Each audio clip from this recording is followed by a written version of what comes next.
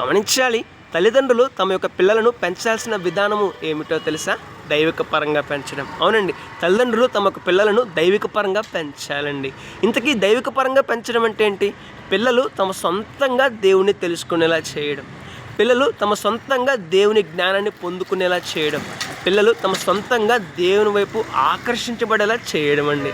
ఎప్పుడైతే తల్లిదండ్రులు ఈ విధానాన్ని అనువదిస్తారో, ఈ విధానాన్ని అమలు చేస్తారో, తమ పిల్లలు దేవునిలో గొప్పగా ఎదుగుతారండి. ఈ విషయాన్ని వివరించడానికి ఒక ఉదాహరణ చెప్తాను. పిల్లలు దేవుని సన్నిధికి వెళ్ళలేదనుకోండి, వారిని పిలిచి, వారిని గద్దించి, వారిని హెచ్చరించకూడదు.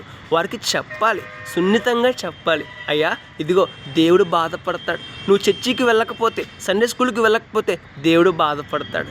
దేవుడు బాధపడుతూ ఉంటాడు, దేవుడు దుఃఖపడుతూ ఉంటాడు. కాబట్టి చర్చికి వెళ్ళాలి కదా అని వారికి ప్రేమగా చెప్పినట్లయితే వారు దేవుని వైపు ఒక పాజిటివ్నెస్లో ఉంటారు, దేవునికి ఆకర్షించబడతారు, వారు ఆ దేవునిలో ఎదుగుతూ ఉంటారు. అలా కాకుండా వారిని పిలిచి, వారిని గద్దించి, వారిని హెచ్చరించి, వారిని భయపెట్టేస్తే వారు భయంగానే దేవుని నేర్చుకుంటారు, కానీ వారు ఇష్టంగా దేవుని తెలుసుకోరండి.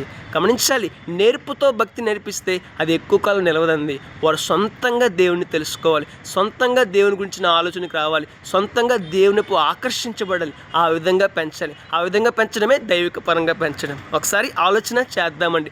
ఎప్పుడైతే తల్లిదండ్రులు తమ పిల్లలను దైవిక పరంగా పెంచుతారో, ఆ పిల్లలు దేశానికి గొప్ప బహుమతులుగా మారుతారండి.